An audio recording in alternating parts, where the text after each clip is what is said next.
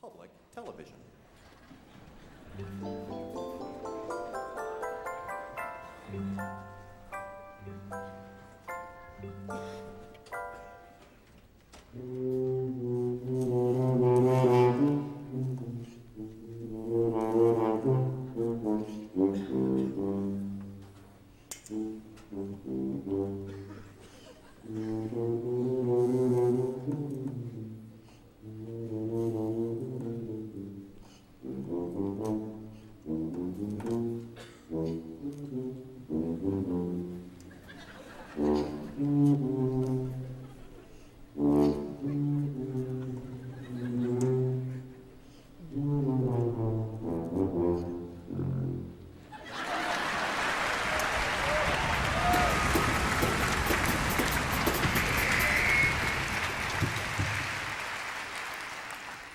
Hello, children.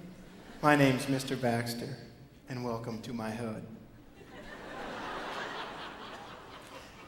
As you can see, we have 308 very talented musicians in the studio today, and Professor Deem. He just keeps showing up. Kind of like your uncle at Thanksgiving. Uncle Deem. It's good to have him here, though. He gives grades out. Well, if you saw the last episode of Mr. Baxter's Neighborhood, you'll know that we talk about a lot of hard-hitting subjects in the world that sometimes can be scary to think about. But it's okay. You can trust me. I'm Mr. Baxter.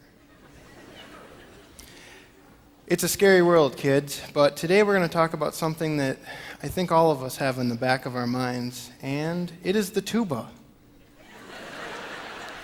This beautiful specimen of brass right here, known as a sousaphone or tuba, it's a beautiful thing, isn't it? Anyways, we're going to talk about the tuba today. And you just heard what a tuba can sound like, but this is what a lot of tubas sound like. The sound of the gods, I'm sure you agree.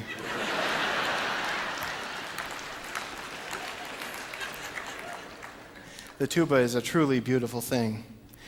Today on the show, we'll talk about how extremely important the tuba has been to every single civilization on this earth throughout all of time. And maybe we'll even get a look at how these beautiful devices are made, but that's a little later in the show. Right now, I think I'll let my guests play a little music for you. Now, if you remember the last episode, we played some children's music. Well, kids, it's time to grow up. Welcome to the real world of blood, sweat, and tears. Isn't it great to have all these special guests with us in Studio Northrop today? Thank you very much. And right now, our beautiful assistant is bringing out our new friend. Thank you, King Fry Biffy. Let's give a hand for Mr. Biffy. You can call her Queen Biffietta at home. Oh, you can't. Well, when I mentioned earlier that the tuba is probably the most important thing ever, I got a few sighs. So perhaps we can look into our past, and by looking in artwork, we can tell what people's real inspiration was and what was really on their minds way before our time. This is my friend Picture Picture.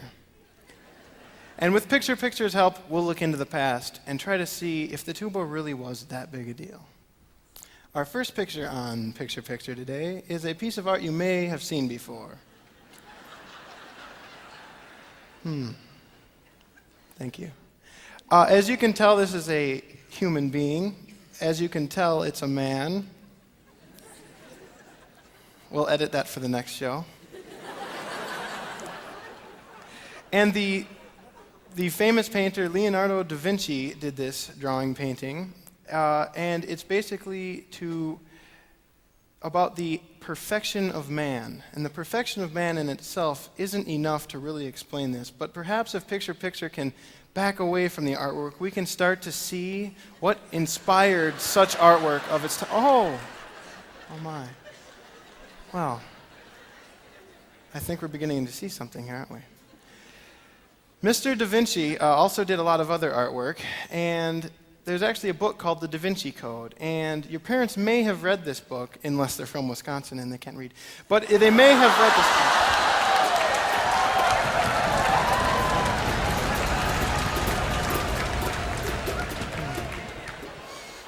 That hurt a little bit, didn't it? That's okay, children. Welcome to the real world. By looking at another Da Vinci painting, perhaps we can see if maybe there was a secret society as mentioned in this book. Now, the book is fiction, but I believe, looking at this next painting, maybe we can see what inspired it. I've seen this painting before, but I don't know. Is there something in this painting that could give us a hint at this secret society? Maybe if we got a little closer to the center. Oh, well. Send your letters to Professor Tim Deem.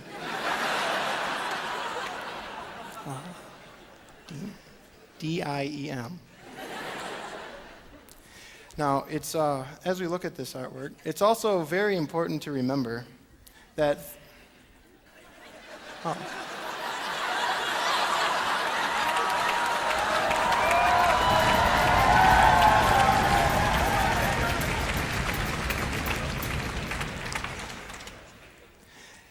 DMX003 at UMN.edu.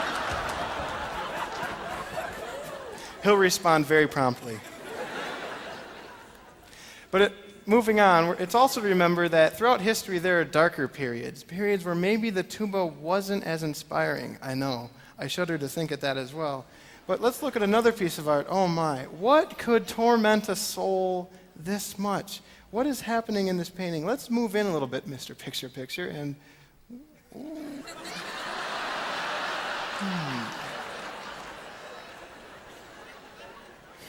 I begin to understand the anguished soul.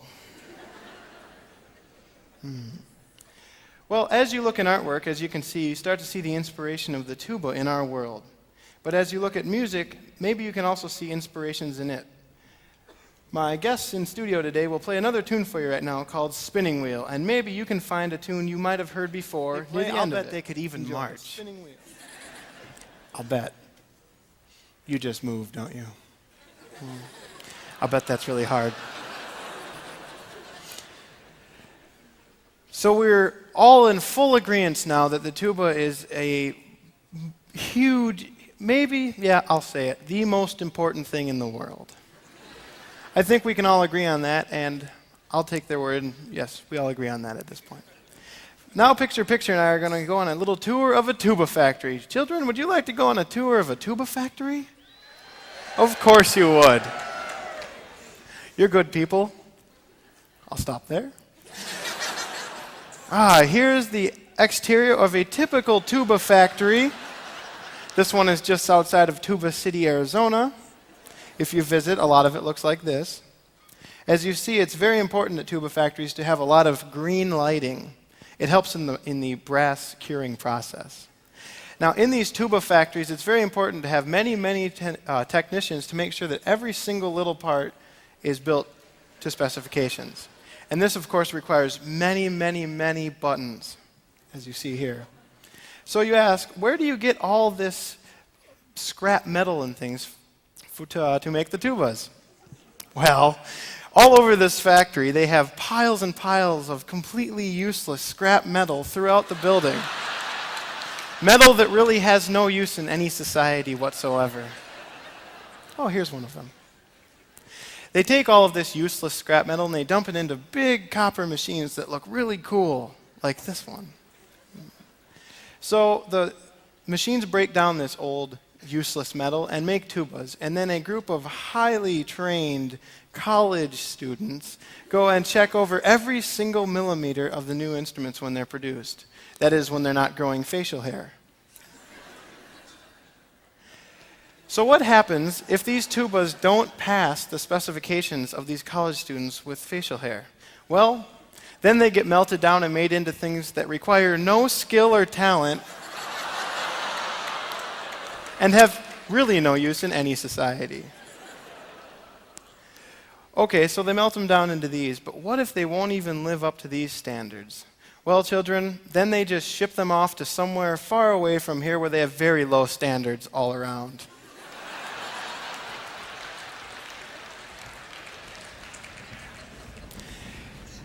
You see, it's thundering. You see, children, each one of you are very unique, or as a lot of my teachers called me, special. And you must remember that's okay. You can come to a wonderful place like the Northrop studio here and watch an amazing band like this. Or, if you prefer to wear white and red polyester in public, have a skunk for a mascot,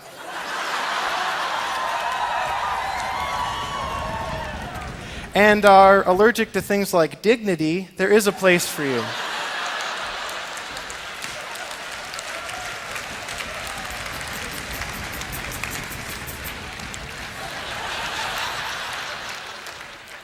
It's just east of here. Well, children, I think we have a perfect tuba specimen in the back. Picture and I will go try to find that, and maybe we can hear what a tuba can sound like on a little tune we call Go Down Gamblin'. Let's have another round of applause for our very special guest, Mr. Baxter. Jim Baxter, come on out here.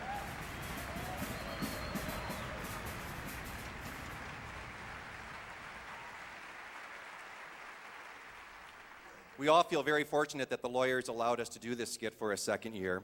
And Jim, why don't you tell us a little bit about your background other than your Mr. Baxter persona? Yeah, that's pretty much me, actually. No, I'm a music education student planning on teaching music in the future, so... You're going to be a music teacher? That's the plan. That makes all the parents out there sleep well at night, I'm sure. All right. Well, thank you very much, and we look forward to...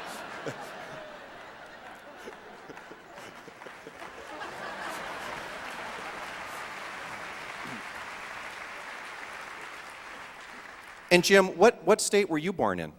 Illinois. He's a good liar, too. Ladies and gentlemen, Jim Baxter.